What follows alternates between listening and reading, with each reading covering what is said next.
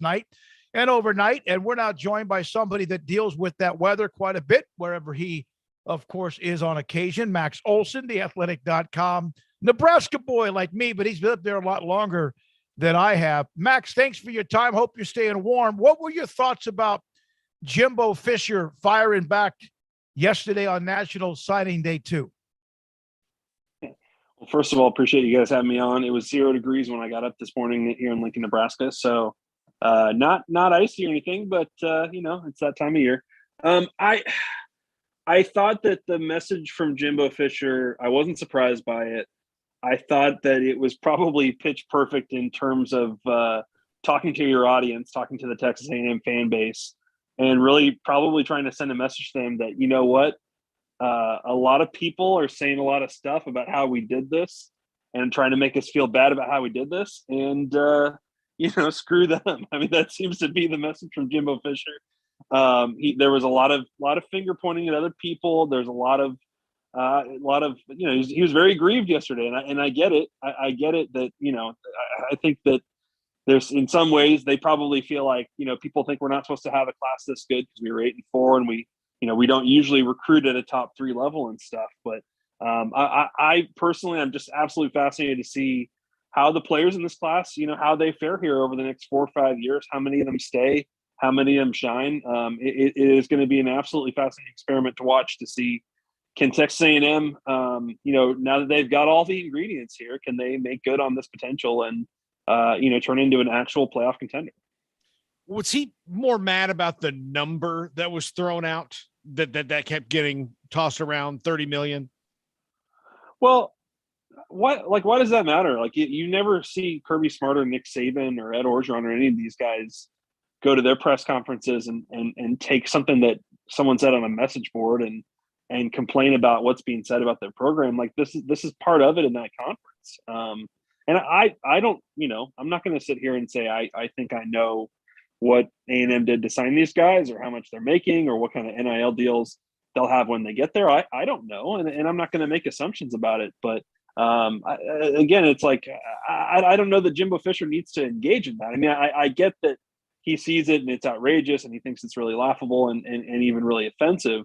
But I'm sure the $30 million thing is a big part of it.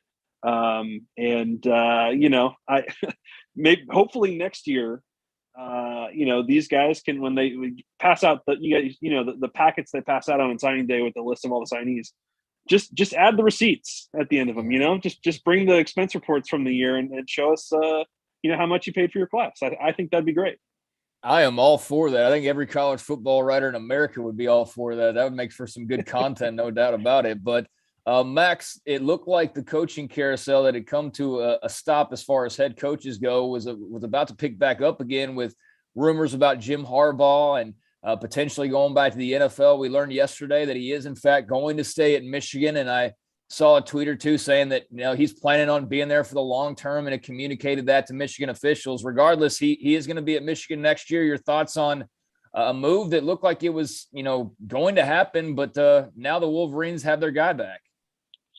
Yeah, it as my colleague David Owen pointed out, it does seem a lot like the finale of season 3 of The Office here, where it seemed like Jim Harbaugh went up to Minnesota pretty sure he was the guy, that he was getting the job, that it was a formality him going up there to accept the job, and instead didn't get that offer and then had to call Michigan and say, I'm coming back. And I don't know.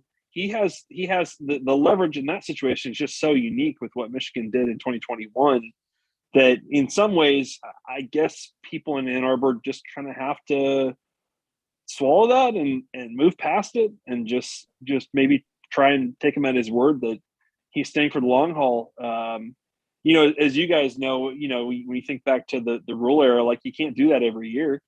People do eventually get tired of that, and even on the first time, and can get a little restless and turn on you and stuff. So Jim Harbaugh has to tread lightly here in terms of how he handles this. But I am surprised that the deal didn't come together there. And I would love to know what it is that broke down in the middle of those meetings yesterday afternoon, because it sure seemed like it was heading in that direction, and then all of a sudden it wasn't. What's interesting to me is that if in fact he thought that job was his and that's why he went to interview, but then found out it wasn't, then do you go back in a way, even though Michigan might be thrilled he's back, do you go back with your tails between your legs? It's Jim Harbaugh, so no, probably not. I mean, most coaches, yeah. And you saw, you remember a couple of years ago the deal with Satterfield at Louisville, taking all the heat he did just for even being in the South Carolina search. There's certainly a lot of coaches out there that if you take some of those steps, and certainly the way that the timing of it for Michigan to do it during the week of signing day and during signing day and everything is a pretty bold thing to do. Jim Harbaugh probably will come back and he'll probably try to pretend that none of this happened, but I'm sure that a lot of people are going to probably have a little bit of a hard time just totally moving past it. Who was happier that he came back, the fans at Michigan or the fans at somewhere like Cincinnati or Iowa State? Yeah, certainly it throws a lot of chaos into the mix there.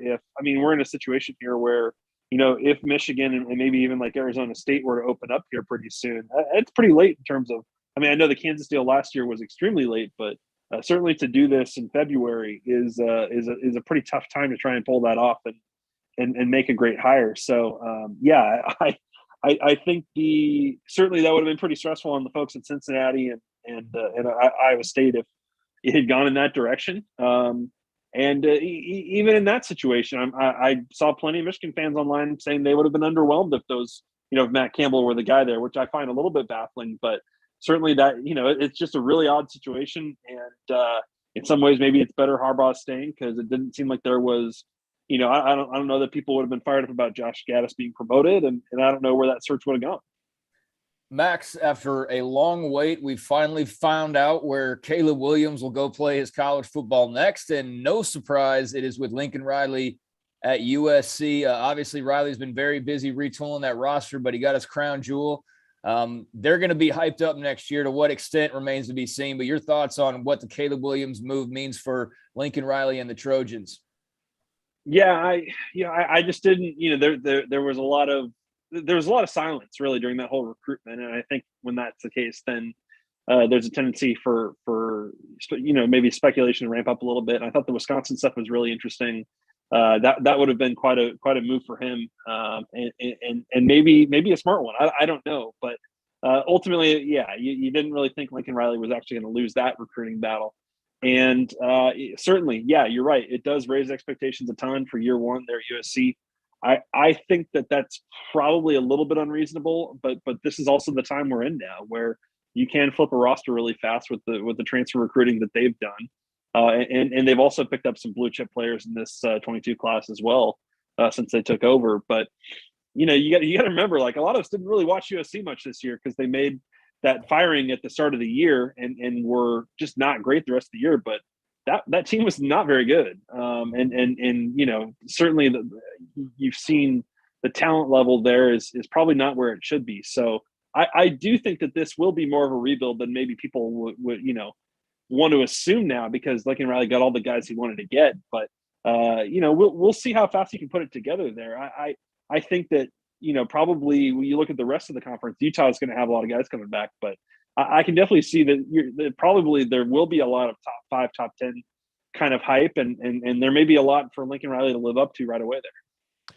You had a note today as well. You and Sam, we have Sam coming on in about an hour about he wrote an article about Jimbo and also the UT offensive line onslaught of what they've done as well, and also on the defensive line. Your thoughts about what Sarkisian's done? Texas has always recruited well. The problem has been transferring that once they get on campus. So your thoughts about what they've done despite 5-7? Yeah, certainly. It's interesting that Texas, certainly you look over the fence and you'd say, Texas didn't have as good of a class as A&M, and A&M signed a lot of guys that Texas wanted. And yet Texas still was able to put together a top 5 class and bring in some really premium transfers. And I think clearly the thing that stands out with the Texas class, other than, getting the 2 quarterbacks and building this thing around Quinn Ewers is the number of offensive linemen and defensive linemen they brought in. That was clearly an area where they took over that program and looked at what they inherited and didn't like what they had. And I think the O-line problems certainly showed up in the way Texas played this year. So, look, it's hard to bring in O-linemen and play them right away and be really good. So the development of those guys will be fascinating, but certainly, Devin Campbell and Kelvin Banks are the best linemen in the state.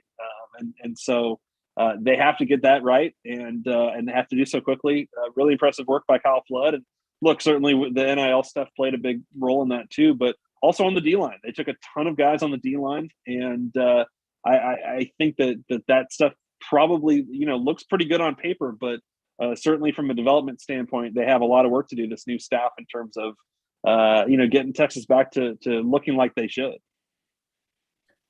Max, your thoughts on what's going on at Auburn right now? What is going on at Auburn right now? The short stint of their OC, I mean, he cited personal reasons, but, I mean, you just look on Twitter, and Auburn fans really seem to be kind of uneasy right now. Do they have a reason to be? What do you make of what's going on down there?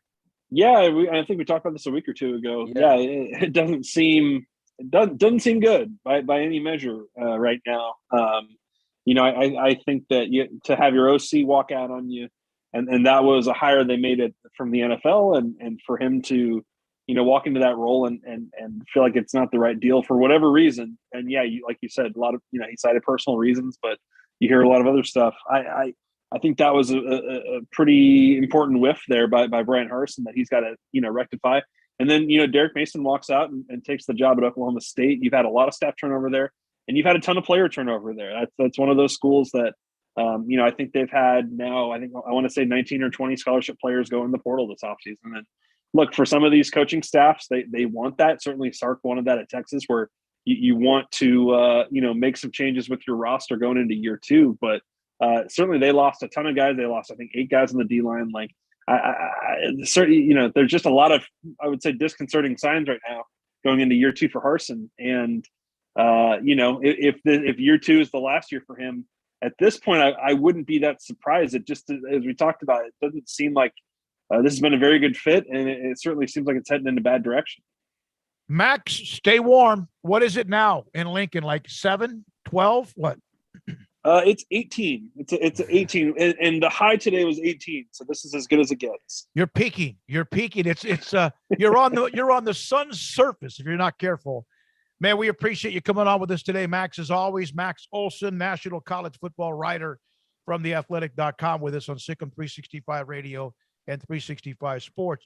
Craig, you brought up Auburn, and Max gave us the response about Auburn. Auburn is, we hear about how some program you just can't struggle. Auburn is maybe impatient as most anyone else, and so you wonder about what Brian Harsin faces down the road. You're right.